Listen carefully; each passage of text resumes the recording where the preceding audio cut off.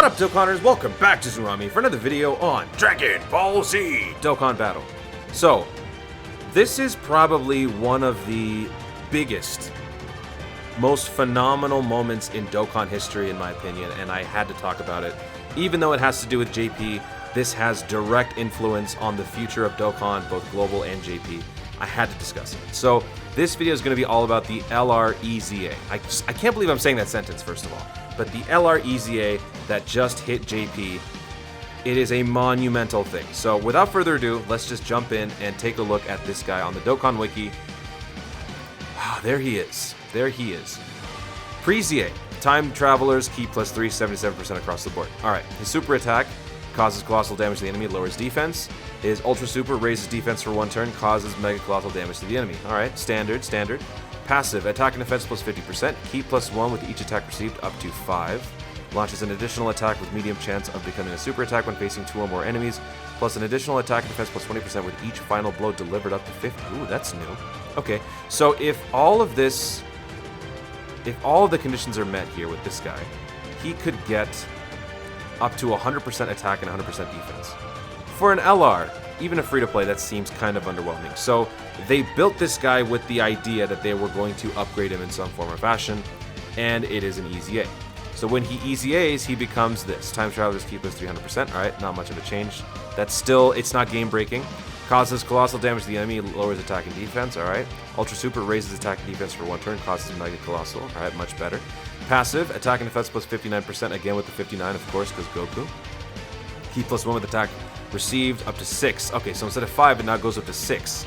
So basically, if you're running a dual Ki +3 led team, this guy gets a guaranteed super after 6 attacks received.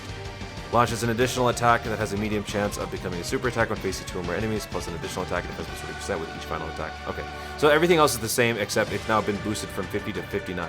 So, right off the bat, my instinctual reaction to this upgrade is I'm actually okay with it. It's not game-breaking, it's not ridiculous, it's not absurd. They basically nerfed him before releasing the unit so that it would justify him getting an EZA, which is good, because if he were to have been a normal build for a free-to-play LR at this time in Dokkan's lifespan, upgrading that to an EZA basically turns him into a summonable LR.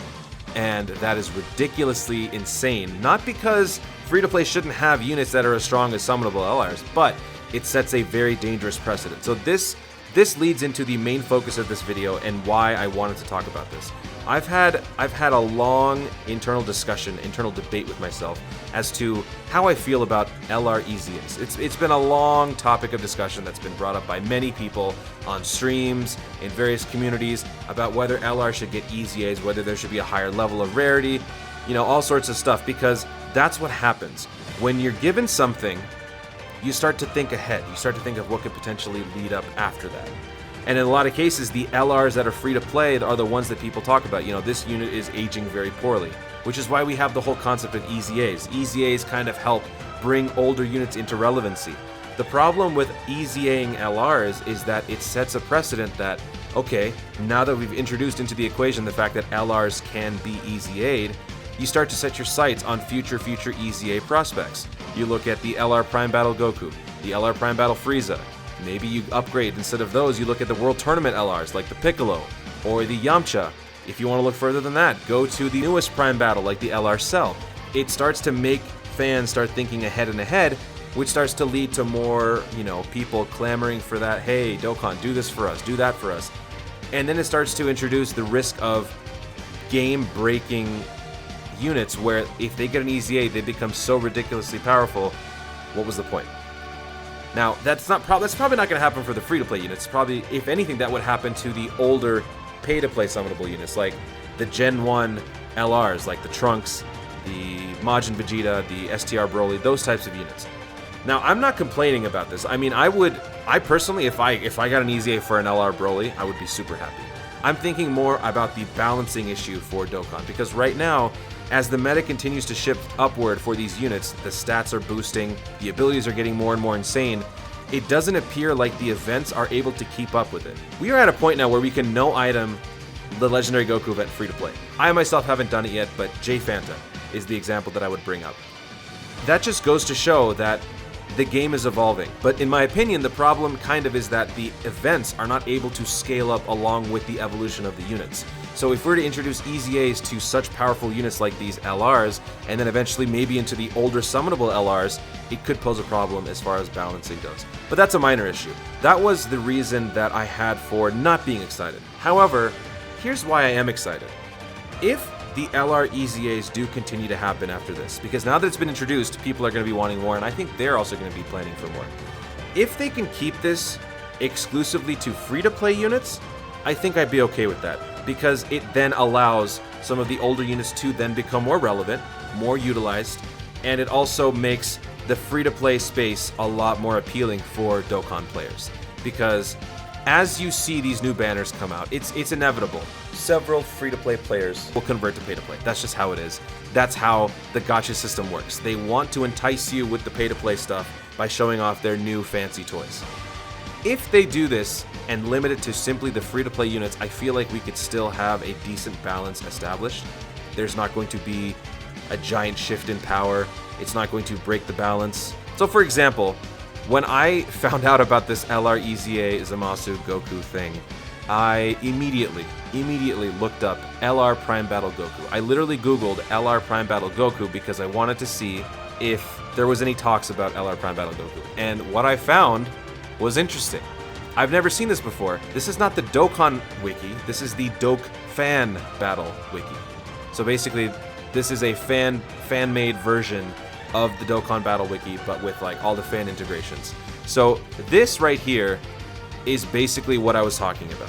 Look at this build. This is not real. This is a fan-made thing, so don't be alarmed. This is not official whatsoever. But if you take a look at the leader skill pre-EZA and post-EZA, this is basically, in a nutshell, what I was afraid of, but what also can be a good thing for the future of Dokkan. So previously, I think he misspelled all. All E types, key plus 3 attack plus 3000, right? That was the ancient leader skill for the Prime Battle Goku. Post EZA, according to this guy, all types key plus 3, attack plus 200%, HP and defense plus 100%. That scares me. I don't think Dokkan is ready for a 200% multiplier, but anyway, that's the leader skill that he gave. And it speaks to the point that I'm talking about. These are the units that are probably going to be targeted next as far as EZAs in terms of the fandom. The fans are going to be wanting the Goku to get an awakening, the Frieza to get an awakening. All the units with these static boosts are going to be begging for awakenings. If we can limit it to free-to-play, I think it's okay, because then it will give the free-to-play players more to look forward to. It could even work as far as marketing is concerned. Hey, look, you've got all these new shiny toys on the summonable side, but if you don't want to do that, we've still got some amazing units on the free-to-play side. Why don't you check those out? So I think if they can do that, that would be nice. So to wrap things up, am I excited for this EZA? I'm excited because it means a stronger unit, more powerful than before. It also sets an awesome precedent for other LRs to get updates. However, I'm still a little worried that this could go into the summonable LRs and completely shift the balance upward to a point where the game needs to scale up. I think the main reason why I'm so nervous is because it just doesn't seem like the game is really scaling up to match the new units that we're getting. People always complain about, oh, it's too easy, it's too dry, there's nothing to do. I think if this trend continues, that's going to become a more prevalent issue. Now, before I end this video, I do want to jump over to my actual game, and I want to take a look at some of the LRs that I personally wouldn't mind seeing EZAs. Obviously, when you look at these free-to-play LRs, these are all of them, I think. The only one that I'm missing is the 1000-Day Goku. So other than that, I believe these are all of the free-to-play LRs. So there should be, I think, 22. Right off the bat, obviously, Prime Battle Goku needs an EZA stat. I can't use this guy. I can't use him for any reason. Not even on free-to-play teams, I don't even want to use this guy. He needs a buff ASAP, as well as the Frieza. Both of them desperately need an EZA or some sort of change to their stats. I would say the Piccolo would also qualify because his super attacks do nothing, they just do damage. His leader skill is completely useless because of all the new leads that we have now, and his passive is just, I mean, I think he's the worst LR overall, objectively speaking. And of course, the summonable, friend summonable, I should say, Android 17 and 18.